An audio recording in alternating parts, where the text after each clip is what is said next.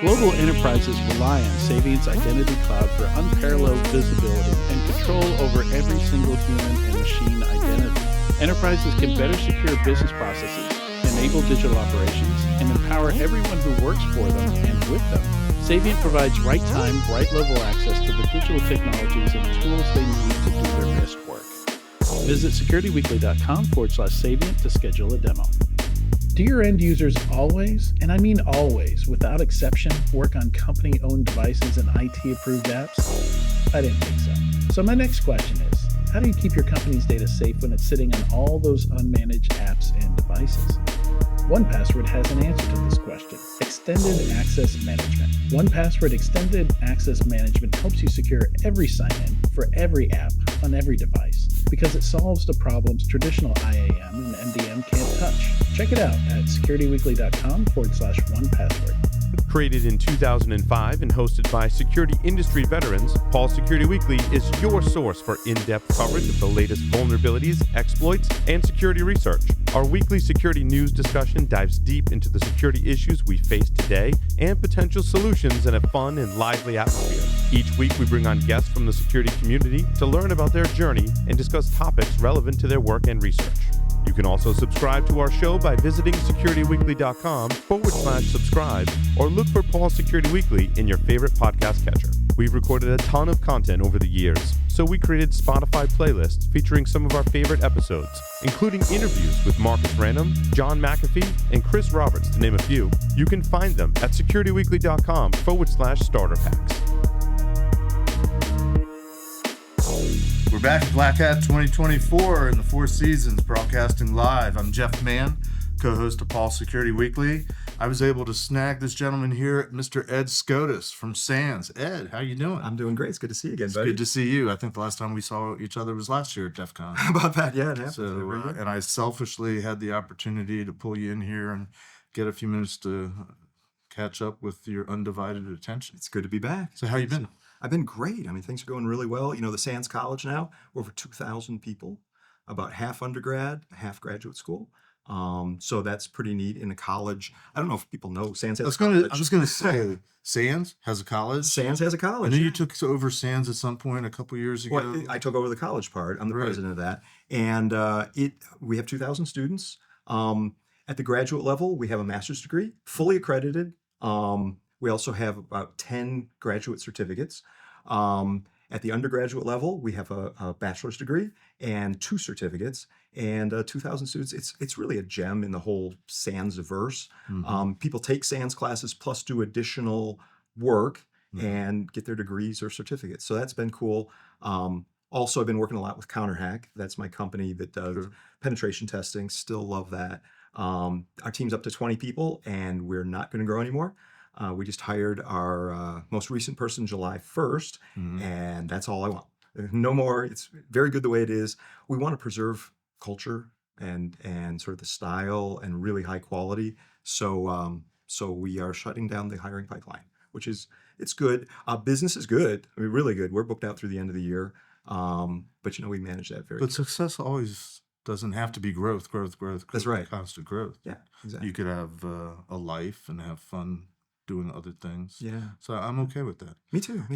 Sitting in the 110, 115 degrees of Vegas, I'm tempted to ask what's coming with the Holiday Hack Fest. So Holiday Hack Challenge. Yes, Holiday Hack Challenge. Thanks for asking about that. So this year, we're actually throwing a party tomorrow night. Okay. Are you still in town? I will be in town, yes. If you're available, I can get you an invite. I know a guy. I know a guy. I know a guy. So we are going to play Holiday Hack Jeopardy there. Fun. I wrote the questions. We are going to be doing holiday karaoke there. So anyway, I don't know if your audience in the Ice House place. No. Actually, we did a meeting in the Ice House a couple years ago for Holiday Hack. Okay. But for this year's Holiday Hack, we're changing things up. This is the first time I've mentioned this publicly. Okay. It's going to be a big change. So we're going to. You heard it here first. You heard it here first. We're going to move it earlier. Okay. Yeah, because give people more time. People more time. We're not going to release it as one giant monolith. I mean, the holiday season pretty much starts Labor Day these days. Yeah, so we're not good. Back So here's the deal. Normally, we would release the second week of December. And last year when we did that, we released this giant holiday world that you can video game, move around, and build your cybersecurity skills with 24 challenges. And that's insane. People are like, oh my gosh, it's cool. They love it, but it's just so big. This year, different. On November 4th, it's a month earlier, we're going to release Prologue. And Prologue will be getting you into the game. There's going to be some things to hack, easy stuff. There'll be some mini games to play and hack. That's November 4th. November 11th, Act 1 is released. Okay. Act 1's going to have 3 or 4. You don't have to do the whole shtick, but you're gonna We're going to stagger it out. We're going to take Thanksgiving week off of new releases. And the final part is going to be released December, I think it's 4th. Maybe it's the 2nd. But then you can keep on going for the whole month of December. Right. And so it's a new release cycle. And all the challenges are still out there.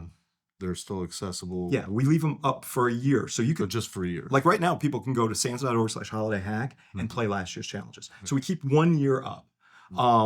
This year, though, this new release cycle, what we're going to allow people to do, we've never done this before, is in the past, if you played, we wouldn't allow you to post any answers until after the challenge was over. Right. Now, with a staggered release cycle, you can post your answers or even live stream your own play once the next segment opens from the previous segment. So once Act 2 opens, you can post anything you want for Act 1. You can live stream Act 1. That's really cool. Please keep Act 2 not posted, but that'll only last a week. Well, 2 because of Thanksgiving. And so we're trying new things. We want streamers to show off their stuff in this. We want to engage the community like never before. This year, we're probably going to have 12 challenges. So it's not going to be as giant as before. So it's less of a time commitment for folks, but still fun storyline, quirky, weird stuff. Right. But Original music. Original music. Oh yeah, we're working on the music now, cranking. We moved our whole development cycle earlier now. So we have a world builders meeting every week. I missed it today because I'm here. Remind us to get you on the show to make the announcement in November rather than wait to call you. Excellent. Sam, are you listening? Yes. Thank you, Sam. Okay. So Holiday Hack is going great. It's hard to believe it's August, and we are where we normally are in like October. We have to be because we're moving everything early. So the reason I asked you to talk to us about that a little bit, other than feeling cool for a minute, was I was out at a local establishment the other night, and one of the proprietors was there with a couple of people. Like, oh, you're hackers. You're here for that DEF CON thing. Yeah. My 13-year-old would love to get into this stuff. Yeah. And so he was like, how do we do it? And I was trying to get him to whatever they've rebranded.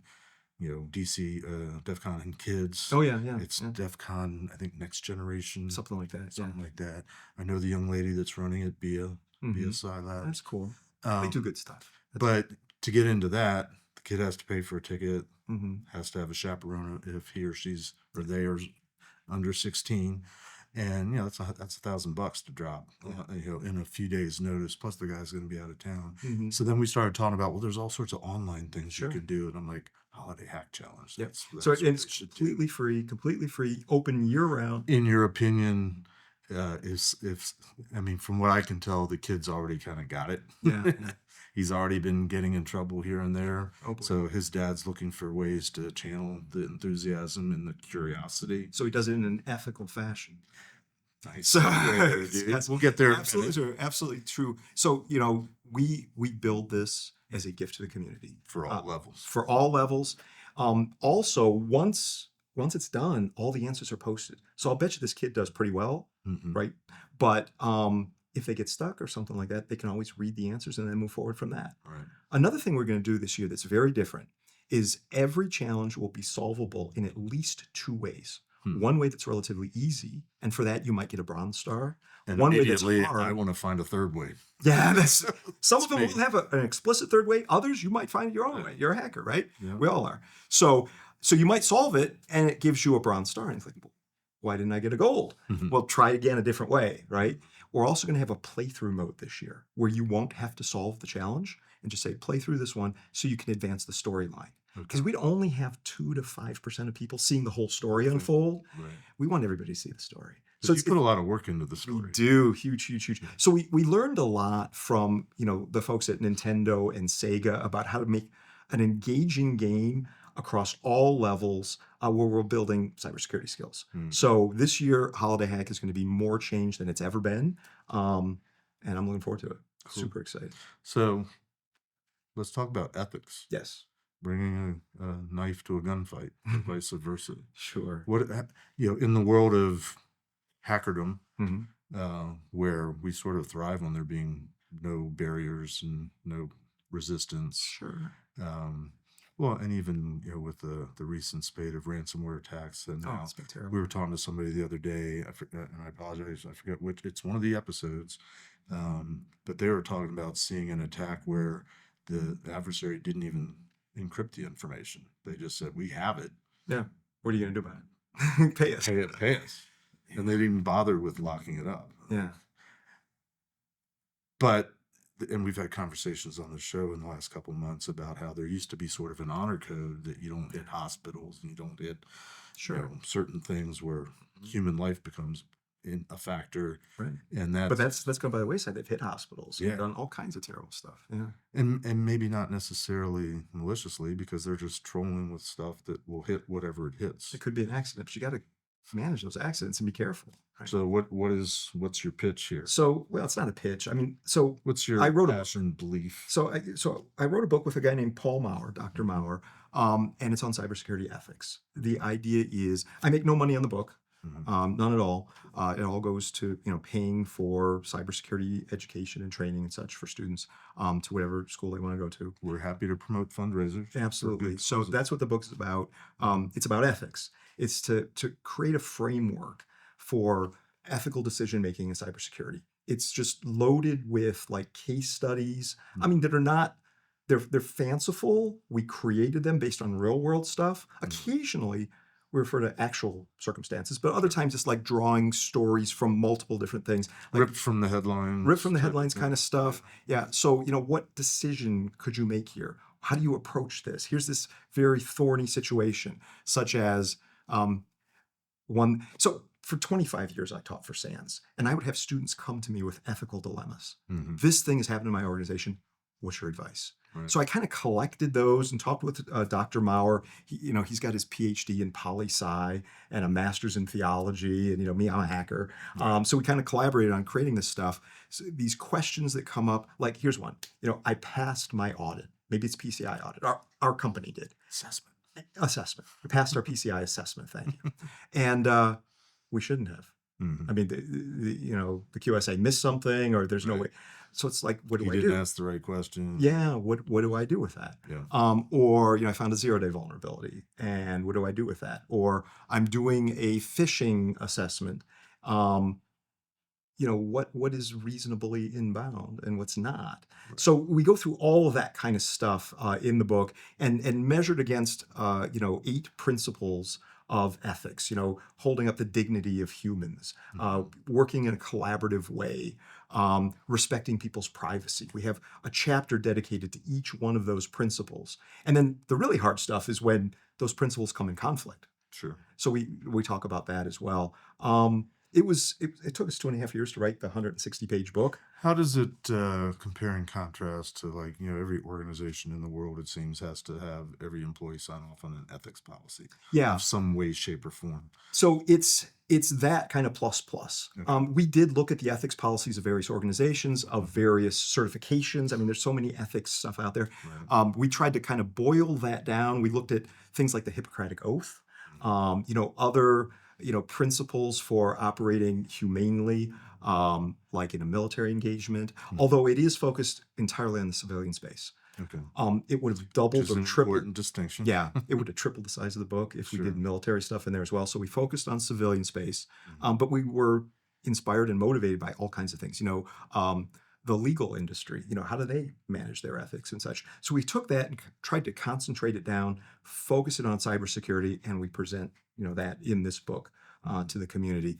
It's been a heck of a ride. It's been fun. I'm glad it's done. 2.5 years of pretty hard work. And we wrestled over the book. Me and my co-author, Paul, what is a foundational and fundamental principle? And, we disagreed on some things. One where I won was privacy. I said, I think we as cybersecurity professionals need to protect and respect people's privacy. He didn't. A little late for that, isn't it? Well, but you still should aim for that. You're right?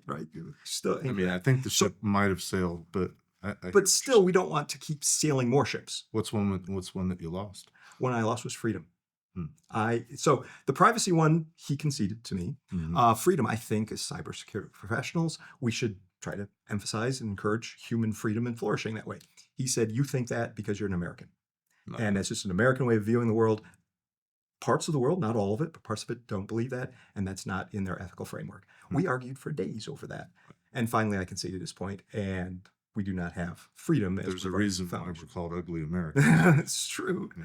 It's true. But also the land of the free, Mhm. right? So it was, imagine a year and a half of arguing about that kind of stuff, foundational principles and how to apply them, and then creating a book. Hmm. And that whole process was 2.5 years. Beyond educating and enlightening and getting people to think on the topic, what's your ultimate hope and goal That is it. for this? That is it. It's to present forth a framework so that if people get stuck, they say, I've got to make a decision here, or I've got this situation, give me the tools to be able to do this in an ethical So you're not looking manner. for legislation or bake this into any corporate policies and corporate governance? I mean, programs? we like the idea of various organizations and companies saying, hey, we like this, please operate this way. But it's not, my big motivation to make it something that It's a discussion topic. It's a thing that needs to be talked about Exactly. and at Now, least considered. we do have, at the end of the book, there's these 8 principles of cybersecurity, and we have it so that you can sign off on that. And there are organizations that are taking that, having their employees, like some banks and some other institutions, signing that to say, this is our ethical principle. Or you could use it as a template, Mm-hmm. as a starting place to customize your own. So it can be used in that way, and I do know organizations are. Cool. Yeah. Well, that's about all the time we have for right now. I hope this was a relaxing time. It was fun. Thank Didn't you. have to do the corporate-y whatever. I appreciate it. Be on, and we'll definitely try to get you on the show November-ish or Yeah. maybe the end of October to That probably end of October would be best. get the Hack Fest. Sam, take a note. Hopefully we'll see you again in the next couple of days. Thank you, Or at least bump Really into good each other. seeing you. Yeah. Thank you, buddy. Appreciate it. Thanks for your care. time. All right, Ed Scotus, that's going to wrap. I'm Jeff. Welcome back to the live stream here from the Four Seasons at Black Hat 2024. I'm Jeff Mann, co-host of Paul Security Weekly. And with me for this segment is Maor Bin. Hopefully I got that right. He is CEO and founder of a company called Adaptive Shield. Maor, welcome. Thank you. Thank you. I'm happy to be here. Hey, tell us a little bit about yourself, how you got into cybersecurity, and ultimately how you started this company called Adaptive Shield. Yeah, absolutely. I think, so first of all, Adaptive Shield is in the SaaS security space. Okay. And I think this is, beside the fact that, it's an emerging market and the talk of the town everybody's talking about, and I guess we'll get that in a second. Right. The way we started it is, there was, so my background is, obviously, as an Israeli, I sort of served lots of years in the intelligence forces, but also, after that, just before starting up Adaptive Shield, I was the head of research of everything that was related to SaaS security, but particularly Office 365 security at a company called Proofpoint. You probably know the I firm. might have heard of that one. Everybody knows. Yeah. Everybody Okay. does. Yeah.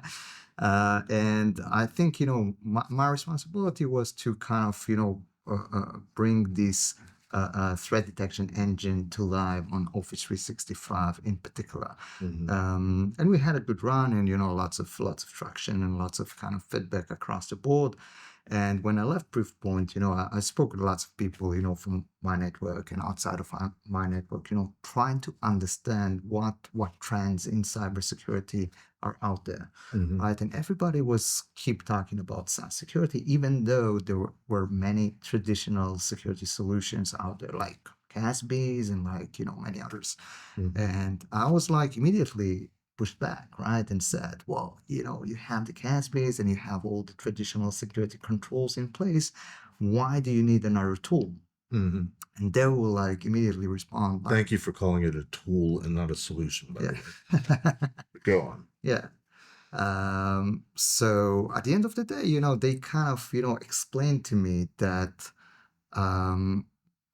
they want to create the same process that they have in other segments in their environment, Mhm. right? But for SaaS applications, for example, they're doing this process of hardening and continuous hygiene over, their devices, Right. the servers, infrastructure in general, right?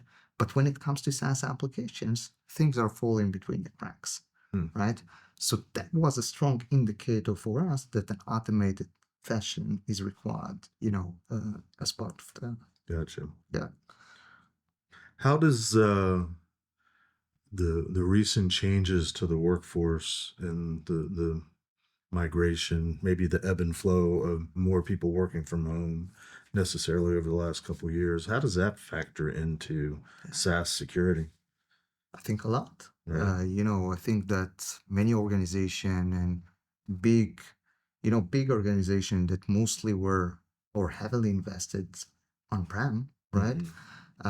And they had like multi-year plans to move to the cloud, right? And do Right. all those kind of things. But eventually, found themselves, and woke up one morning and said, well, you know what? We need to do it tomorrow.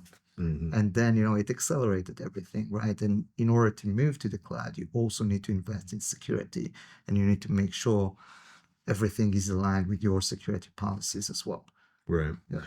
Well, I've been working from home for years. I have a day job, and it wasn't new for me to work from home, other than work from home for me often meant a lot of time on the road. Right. But all of a sudden I was at home. But I have the ability, right or wrong, to be able to use my company laptop, or I could use my personal laptop to reach certain things. Right. Is that fairly common these days, especially in the rush to get people set up at home? I assume not everybody had a laptop. A lot of people probably had workstations. Yeah. And if I recall, there was kind of a shortage on equipment back in the early days of the lockdown. So how does what you guys provide transcend, multiple platforms especially that aren't necessarily being managed by the IT department? Yeah, I think that's a huge part of the story, right? So the idea behind Adaptive Shield is to help exactly with that, right? To make sure you have kind of a smooth transition into and flesh out the things that you normally like, flesh out the unknowns, right? And this is but I think what's unique about it and our approach is that it's also identity centric. Right? So focus on the identity and look for every component that is related to your identity journey. Yeah. So this is more or less, kind of on a very high level, but we can, dig in if you. Well, I'm curious a little bit about how it works. What exactly does Adaptive Shield do? Yeah. So we, at the end of the day, connect to all your SaaS application. And it's a SaaS security solution, right? Okay. And we connect to all your SaaS application. Now I called it a solution. You did. You caught yourself. Yeah. And, we connect to all those SaaS application, retrieve native security controls, out of them. And basically look for security loopholes, right? Analyze them in our backend, look for security loopholes, comparing them to vendor best practices and compliance frameworks and security benchmarks, and also, retrieving information that is related to not only the users and their permissions, but also to their device, and try to understand, the relationship between them. Also try to, uncover, the relationship and communications between the SaaS application, not talking with the users, but also talking with each other, right? And intercommunicating with one another. Looking at, each and every activity and each and every event log that comes in, analyze them, look for anomalies, look for, bad things that are happening in the wild, and connecting everything that I just said to and be part of your security operations center. So it sounds like, and forgive me if I'm being too basic, but it sounds like you're focused more on the server that's serving the application. Do you also do anything at sort of the consumer end, the user end, or what are the differences between the two focus areas? Yeah, so I think the focus is on the identity side, right? Okay. So this is kind of the main, and this the idea behind it is to be kind of and take the approach of being an identity centric. Okay. Taking this approach as part of the general idea.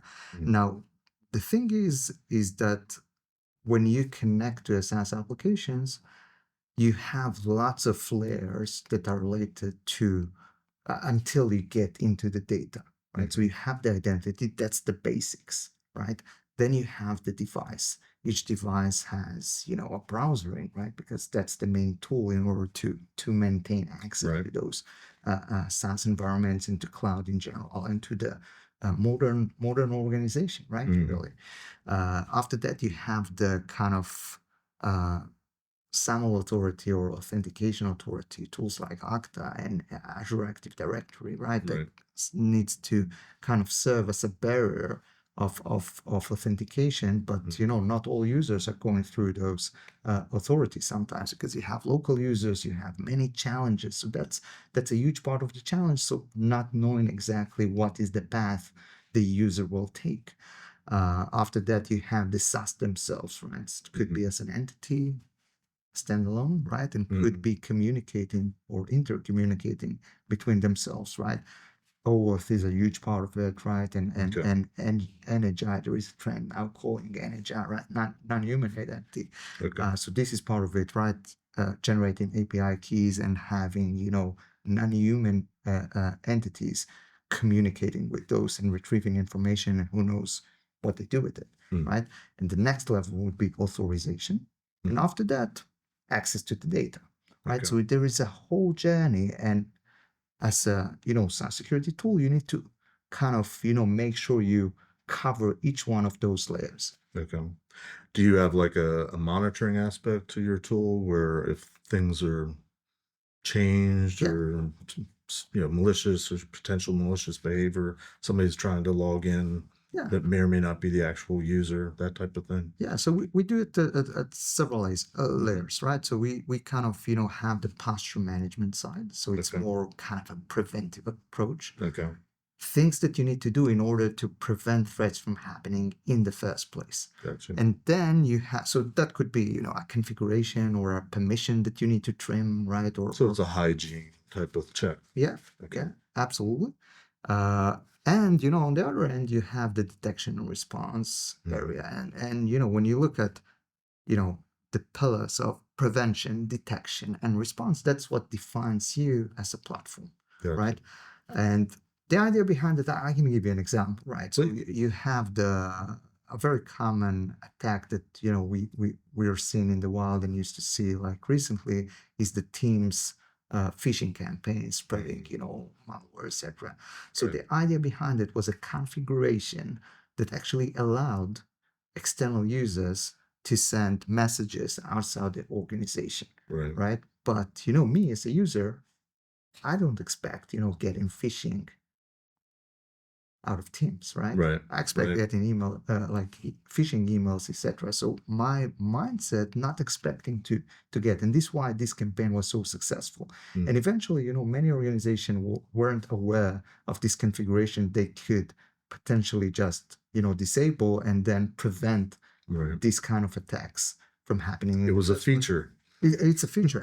Listen, I always say, SaaS vendors, they're doing a tremendous job. Threat actors using good features that SaaS vendors develop for bad stuff. Right? There's always been that sort of gap between developers that they're so focused on making whatever they're building work and do all the things it has to do, and not imagining that capabilities and features that they're building in could possibly be used in a different way or used in ways other than intended. I mean, that's been going on forever in our industry. No, absolutely. I think that at the end of the day, those SaaS vendors, they're using and developing, and introducing and exposing lots of native security controls. And us as users, right? It's our responsibility to make sure, and the security organization needs to make sure, all those things, are aligned with our security policy. This is probably the most important thing you could do. And guess what? It's also, it's already there, right? So why not utilizing it? It's already there. It's like, having a room without locking the door. I mean, it's already embedded and coming as part of it.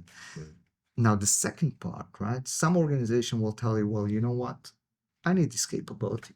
I need the capability of external users send internal users messages. So what do I do, right? That's where the detection and response comes in play, and being able to monitor each and every activity that comes in, Right. monitor changes when required, and understand comparing it to, for example, your domains and who can send messages, and maintaining kind of the things that you need to do and the controls that you need to take care of as part of ongoing monitoring. Gotcha. What does the outputs look like? What does the reporting look like? So, at the end of the day, when it comes to security tools in general, it's all about reporting and Yep. and be able to consume, it in a very That's why I'm asking the question. yeah. And I think, the team at Adaptive Shield invested a lot in the user interface and the way you can actually retrieve the data and consume it and Okay. digest it. So it comes, in multiple forms. So it could be, a list of stuff that you can do, very actionable things. Mm-hmm. We call it security checks. And Okay. basically all the findings, and we normalize the data in the finding itself. Like, what does it mean? We label it in some sort of a bucket. So, for example, access control or data leakage protection or stuff like that. And then, the level of severity and level of impact that this, by not using it right, could Okay. impact your organization. You have, kind of other tools embedded, in the inside that, could give you a single point of